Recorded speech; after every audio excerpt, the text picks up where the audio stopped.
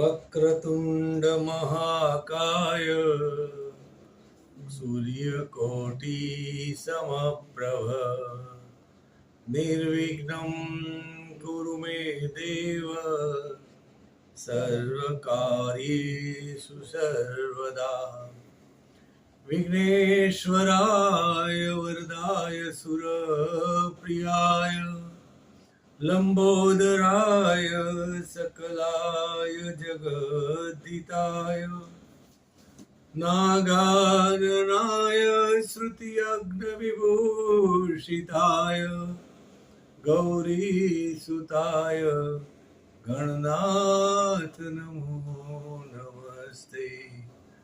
ओम गणपतये नमः।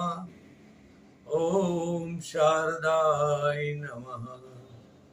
शांताकारं भुजगशयनं पद्मनाभं सुरेशं विश्वाधारं गगनसदृशं मेघवर्णं शुभांगं लक्ष्मीकान्तं कमलनयनं योगिभिर्धान्यगम्यं वन्दे विष्णु भवभयहरणं सर्वलोकैकनाथं। त्वमेव माता च पिता त्वमेव बन्धुश्च सखा त्वमेव विद्या द्रविणं त्वमेव सर्वं मम देवदेव।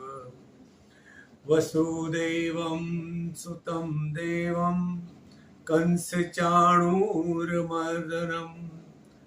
देवकी परमानन्दं कृष्णं वन्दे जगद्गुरुम्। ॐ कृष्णाय वासुदेवाय हरये परमात्मने प्रणतक्लेशनाशाय गोविन्दाय नमो नमः। गोविन्दाय नमो नमः। ॐ मनोजवं मारुतुल्यवेगं जितेन्द्रियं बुद्धिमतां वरिष्ठं वातात्मजं वानरयूथमुख्यं श्रीरामदूतं शरणं प्रपद्ये। श्रीरामदूतं शरणं प्रपद्ये। जय हनुमन्ते जय हनुमन्ते जय हनुमन्ते कृपा करो। श्री रामचंद्र भगवान की जय। श्री कृष्ण चंद्र भगवान की जय। आइए हनुमंत बिराजिए कथा सुनो श्री राम की। श्री आदि कवि महर्षि वाल्मीकि रचित रामायण ना बालकांडनो प्रकरण 16 सीताजीनो स्वयंवर।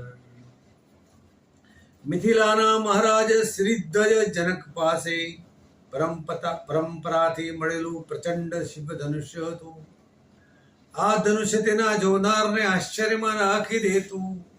અત્યાર સુધીમાં તેના ઉપર પણછ ચડાવવા અનેક ક્ષત્રિય વીરો રાજા મહારાજાઓ આવી ગયા, પરંતુ બધાના પ્રયત્નો નિષ્ફળ ગયા હતા. ધનુષ્યને કોઈ ઉંચકી પણ શક્યું ન હતું, તો પણછ ચડાવવાની તો વાત જ ક્યાં રહી. સીતાને આ વાત મનમાં ખટકતી હતી. જો કોઈ ધનુષ્યને પણછ પણ ન ચડાવી શકે અને ઉંચકી પણ ન શકે, તો આ બધા વીર શાના? શું બધા કહેવા માટેના જ વીરો હશે? શું આ ધરતી પર એવો કોઈ વીર નહીં હોય કે જે આ ધનુષ્ય પર પણછ ચડાવી શકે? આરે રાજકુમારીઓ તો પરાક્રમીને જ વરે. જો પરાક્રમી ન હોય તો તેની સાથે લગ્ન કરવાનો શું અર્થ છે? સીતાજીએ પોતાના મનમાં સંકલ્પ કરી લીધો કે જે નરપુંગવ આ ધનુષ્યને પણછ ચડાવશે તેનું હું વર્ણન કરીશ.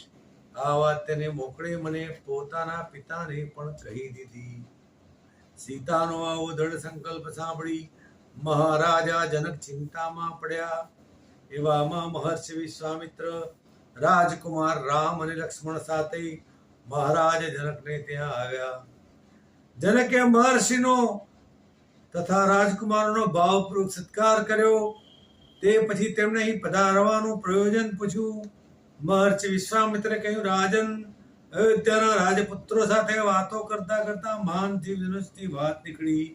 તેથી રાજકુમારોના મનમાં શિવધનુષના દર્શન કરવાની ઈચ્છા થઈ.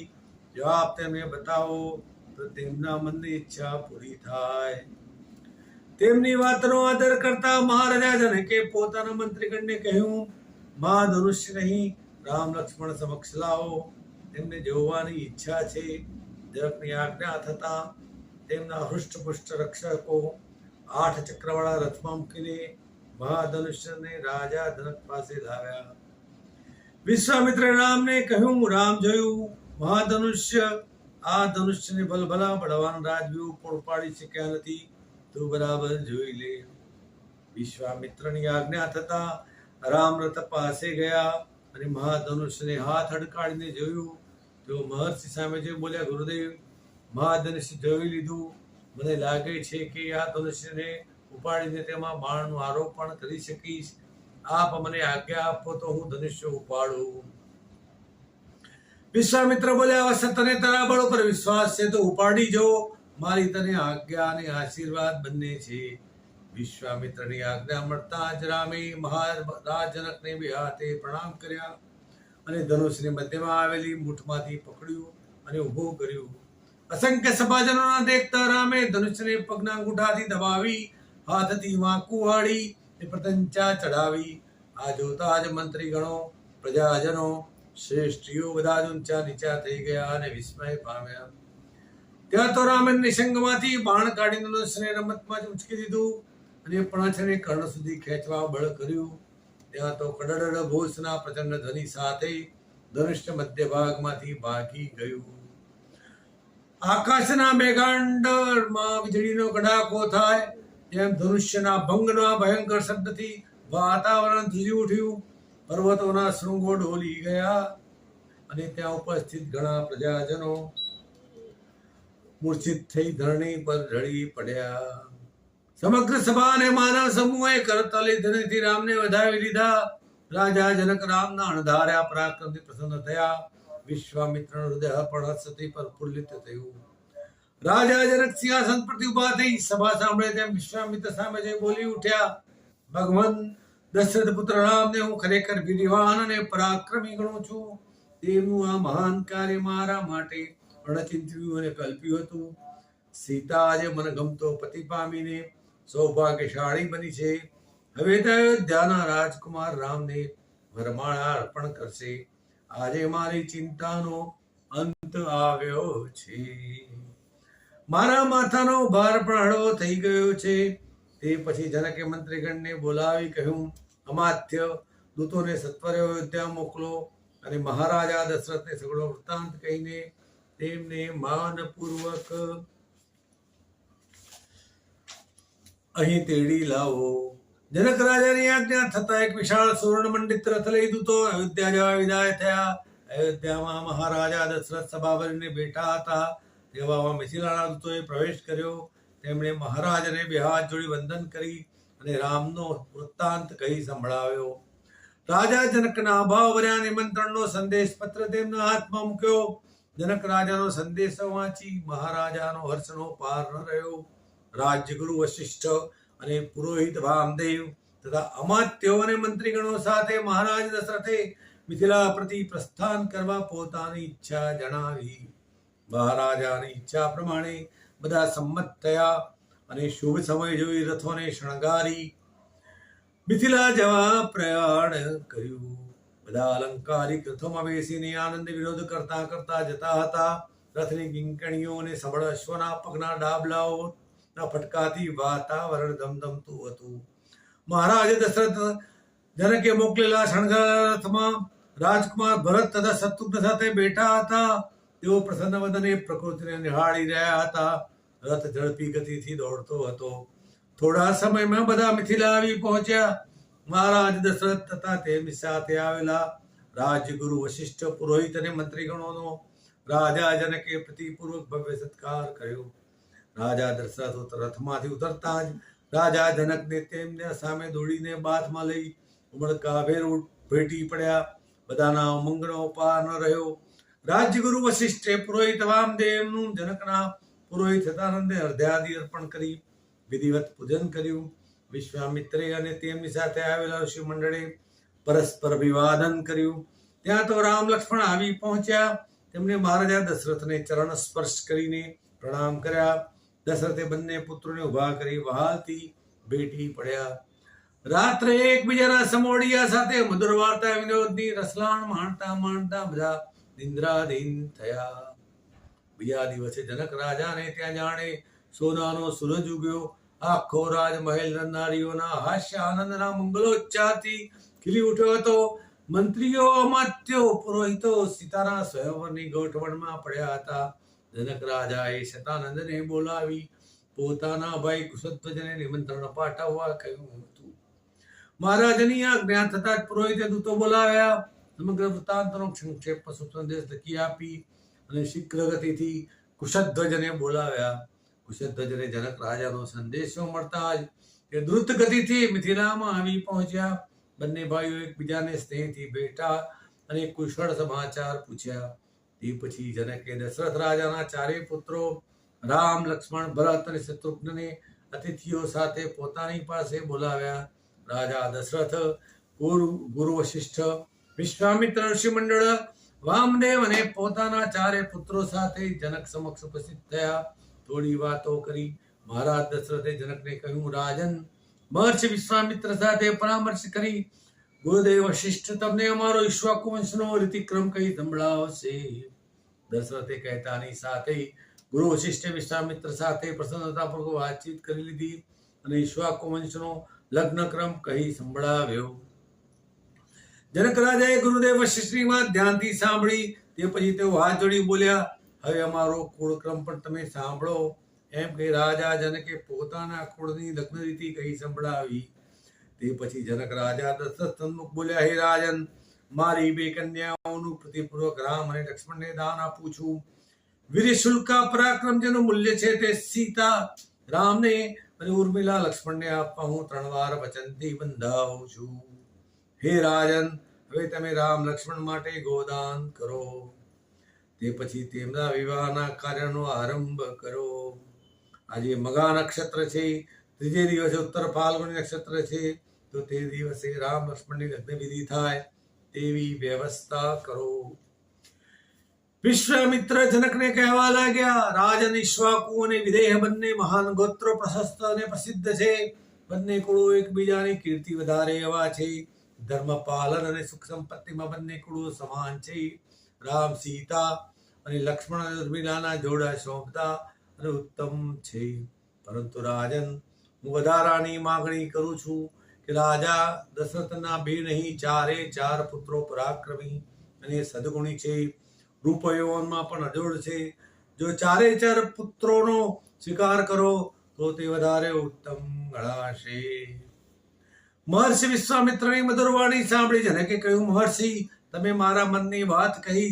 સારા કુળ સાથે સંબંધ બાંધવો કોને ન ગમે. મને ધન્ય છે અને મારા કુળને પણ ધન્ય છે. તમારી ઈચ્છાનો હું સહર્ષ સ્વીકાર કરું છું અને મારા ભાઈ કુશધ્વજની 2 કન્યાઓમાંથી માંડવી ભરતને અને શ્રુતકીર્તિ શત્રુઘ્નને આપું છું. જનકની વાત સાંભળી ત્યાં ઉપસ્થિત મહાનુભાવોએ હર્ષધ્વનિ કરી તેમની વાત વધાવી લીધી. મિથિલા નગરમાં સર્વત્ર આનંદ છવાઈ ગયો હતો. રાજ્યના અમાત્યો, મંત્રીઓ અને પુરોહિતો સીતા સ્વયંવરના મંડપમાં નિર્માણમાં રાત દિવસ એક કરી રહ્યા હતા. નગરજનો પણ ખૂબ જ ઉત્સુકતા હતા કારણે ફૂલ તોરણો અને ધજા પતાકાઓથી પોતપોતાના ઊંચા ભવનો અને સાધારણ જનસમૂહ પણ પોતાના ગૃહોને શણગારી રહ્યો હતો. મિથિલામાં સર્વત્ર ઉમંગ રંગ છંટાઈ રહ્યો હતો. સીતા પોતાના નિર્ણય ઉપર અડગ હતી. આ 6 વર્ષની વયે સીતા સ્વર્ગની પરી સમાન પુષ્પાભરણોને શોભતી હતી. ધનુષ્ય ઉપાડી બાણ ચડાવવાનો પરાક્રમ કોઈ વીર બતાવે તો તેના પરાક્રમને મૂલ્ય ગણી વર્ણન કરવા છતાં સુગતિ. તો અન્ય ઉર્મિલા, માંડવી અને સુતકીર્તિ માતા પિતાને આધીન રહી યોગ્ય પતિનું વર્ણન કરવા માંગતી હતી. જ્યાં સુધી સીતાનું ધ્યેય સિદ્ધ ન થાય ત્યાં સુધી પિતાની અને પૃથ્વીની કન્યાઓના લગ્ન કરી શકે એમ ન હતી. ચારે કન્યાઓ માટે સોનાનો ચોજુ ગયો હતો. બધી બહેનો સાથે મળી પોતાના પતિઓને વરમાળા આરોપવાની હતી. વિતેલાના શિલ્પીઓ કલાધરોએ તનમનથી વિશાળ સભા મંડપનું નિર્માણ કર્યું હતું. સામ સામે ગોઠવાયેલા ઉચ્ચાસનો ઉપર દૂર દૂરથી આવેલા નૃપતિઓ મહાનુભાવો વિરાજમાન હતા. સામેની હરોળમાં જનક રાજાના મહામંત્રીઓ, અમાત્યો અને ગુરુજનો, પુરોહિતો અને પ્રતિષ્ઠિત પૌરજનો ગઢવાયા હતા. મંગલ ધ્વનિઓથી મંડપ ગુંજી રહ્યો હતો.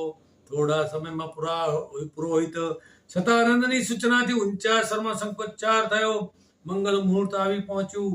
સ્વામીના વિશાળ મંચ ઉપર બેઠેલા નારી વર્ગમાંથી સીતા, ઉર્મિલા, માંડવી અને સુતકીર્તિ મગમગથી મનોહર પુષ્પ ગુંથેલી વરમાળા લઈને ઊભી થઈ. ઇન્દ્ર સભાને પણ ઝાંખી પડે તેવી સ્વયંવર મંડપની રચના હતી. ઠેકાણે ઠેકાણે મનોહર ઉન્નત કમાનો, પુષ્પોના તોરણો, પુષ્પગુંથણીની ઝોલથી શોભતા પડદાઓ શોભામાં વધારો કરતા હતા. ગુરુદેવ વશિષ્ઠની સૂચના થતાં જ સીતા, ઉર્મિલા, માંડવી, સુતકીર્તિ ચારે કન્યાઓ વરમાળા લઈ ચાલવા લાગી. સોળે શણગાર સજેલી આ સોહામણી ફૂલપરીઓ જેવી નાનકડી કન્યાઓને મંડપમાં વિરાજેલા સર્વમંત્ર મનુષ્યો મંત્રમુગ્ધ બનીને જોઈ રહ્યા. ચારે કુમારીઓ હળવા પગલા ભરતી સભામાં આવી અને ત્યાં વિરાજેલા પોતાના પતિદેવોને વરમાળા આરોપી. તે પછી હસ્તમેળાપ થયો. મંગલાષ્ટક અને સ્વસ્તિ સ્વરોથી મંડપ સર્વત્ર આનંદ છવાઈ ગયો. કરતલ ધરીથી વાતાવરણ ગુંજી ઉઠ્યું. મહારાજા જનક અને એમના ભાઈ કુશધ્વજની ચારે કન્યાઓના રંગે ચંગે લગ્ન થઈ ગયા. વરકન્યાના દિવ્ય જોડાએ ઉભા થઈ વડીલોના ચરણ સ્પર્શ કરી આશીર્વાદ મેળવ્યા. રાજા દશરથ અને જનક એકબીજાને પ્રેમથી ભેટ્યા. વશિષ્ઠ, વિશ્વામિત્ર ઇત્યાદિ ગુરુજનોના હૃદય આહલાદિત બન્યા. રાજા દશરથે પુત્રો અને પુત્રવધુઓ સાથે અયોધ્યા જવા વિદાય માંગી. મહારાજ જનકે ચારે કન્યાઓને મનગમતા અલંકાર અને અપાર દ્રવ્ય કન્યા દાનમાં આપ્યું અને ભાવની આંખોએ વિદાય આપી. કાલે પિતાના આંગણામાં ખીલતી રમતી પંખી જેવી નિર્દોષ કન્યાઓ ઘડીકમાં માતા પિતા ભાઈ બહેન સહિયરો અને નગર છોડીને ભીની આંખે અયોધ્યા જવા ચાલી નીકળી. ઇતિ શ્રી મહર્ષિ વાલ્મીકી રચિત રામાયણના બાલકાંડનું પ્રકરણ 16 સમાપ્ત. બોલો શ્રી રામચંદ્ર ભગવાન કી જય.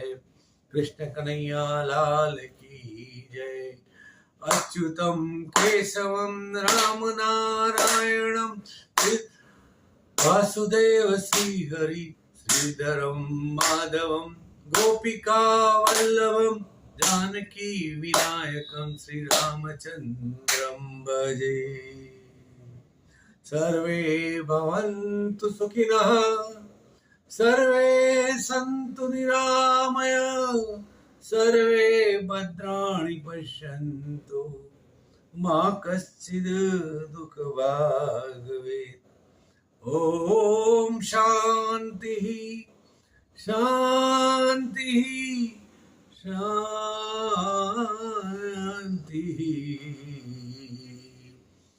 हरि ओम तत्सत. हरि ओम तत्सत.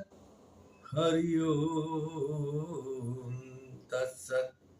रघुपति राघव राजा राम पतित पावन सीताराम. सुंदर विग्रह मेघा श्याम गंगा तुलसी